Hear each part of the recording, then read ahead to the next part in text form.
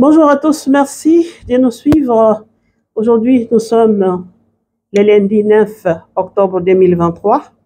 C'est la nuit, c'est le moment que je peux vous donner les informations de la journée. Nous commençons d'abord à remercier tous ceux qui se sont abonnés et qui ont envoyé les vidéos à d'autres pour s'abonner. Ceux qui ne l'ont pas encore fait, nous demandons que vous puissiez les faire. Je m'en vais d'abord pour vous parler de la visite ad lumina de nos pères évêques en République démocratique du Congo. Nos pères qui sont déjà à Rome, comme vous le savez, leur visite ad lumina. Donc, à commencer aujourd'hui, le 9, ça va se conclure les 13.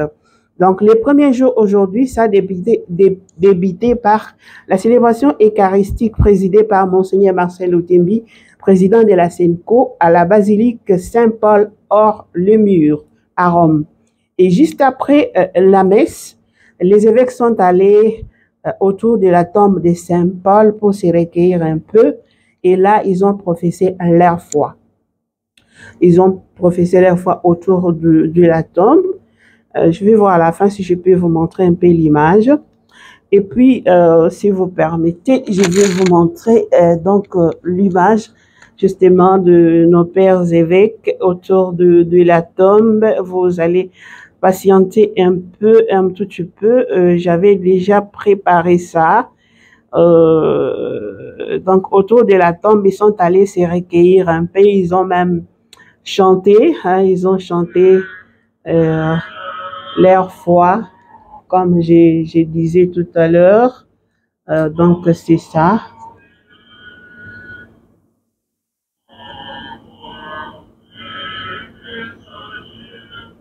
Voilà, comme vous les voyez là-bas. Donc, ils sont allés, ils se sont recueillis et devant la tombe, ils ont un peu chanté, professé leur foi. Après, les évêques sont partis donc s'entretenir avec les responsables des dicastères de l'évangélisation du peuple. Ils sont allés là-bas tous. Après, les dicastères de l'évangélisation, ils se sont divisés en deux groupes.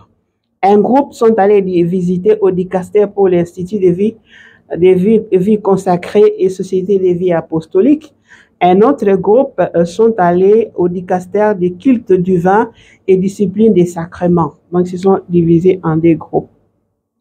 Je dois signaler que chaque fois quand ils arrivent dans un dicastère, il y a d'abord il y a la prière, il y a la présentation, il y a les mots des dicastères suivis d'un échange et puis il y a toujours la prière finale. Alors nous vous demandons donc d'accompagner nos pères évêques. Ça c'est les premiers jours aujourd'hui. Demain, si nous avons encore les nouvelles, nous viendrons pour vous donner les nouvelles dès demain avec nos pères évêques, mais nous vous invitons de les accompagner dans la prière.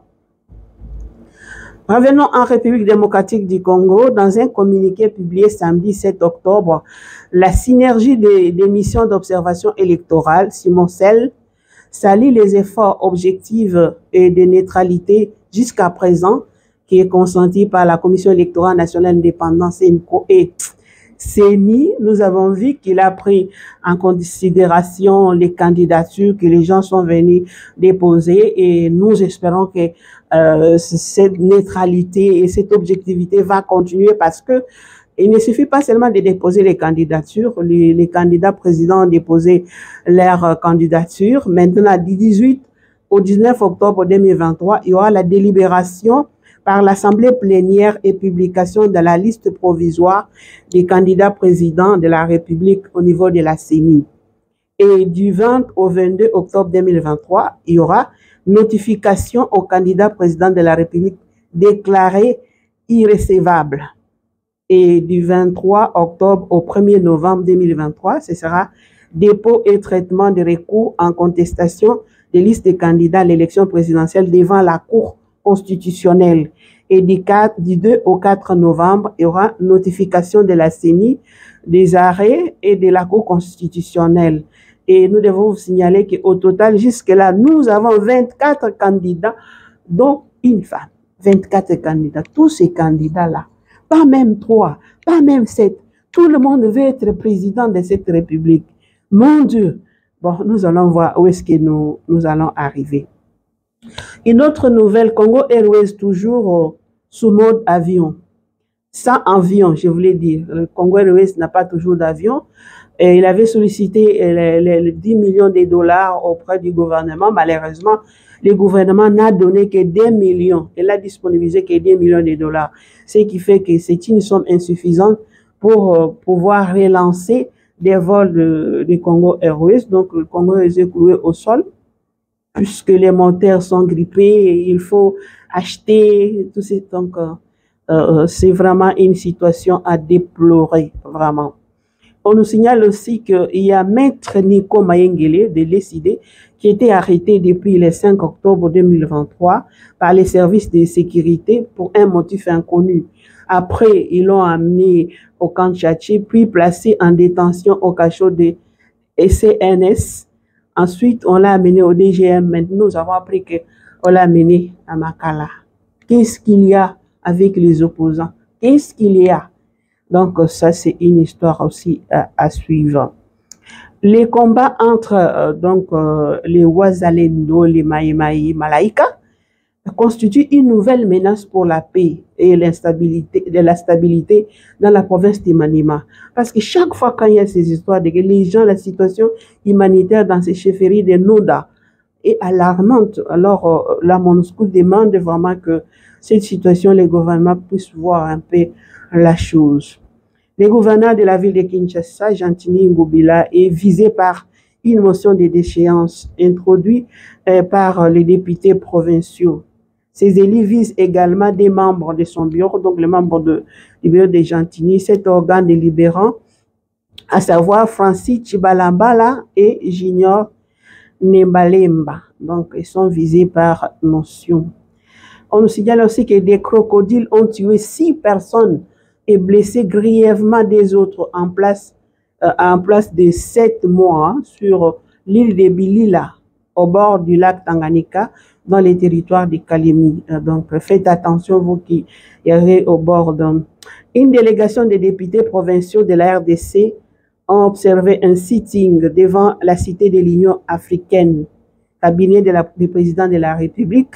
Cette énième action s'inscrit dans le cadre de la revendication des arriérés de leurs émoluments, toujours non payés par le gouvernement central, donc 4 mois pour l'année 2024. Payez quand même les députés nationaux provinciaux pour qu'ils fassent leur travail. Pour qu'ils fassent leur travail. Et nous avons suivi la sortie médiatique de John Numbi. Après John Numbi, il y a eu plus de réactions de la part surtout du gouvernement. Kabouye a parlé, Guigui a parlé, tous sont sortis. Vraiment, solidarité, c'est qu'on dit solidarité. Mais nous demandons que, est-ce que ce qui est dit est vrai ou faux? Nous ne savons pas, dans la politique, c'est toujours comme ça. Mais les choses que nous voyons dans les réseaux sociaux, sur Denis Mukwege, s'il vous plaît, il ne faut pas salir quand même cet homme de tout ce qu'il a fait dans cette République.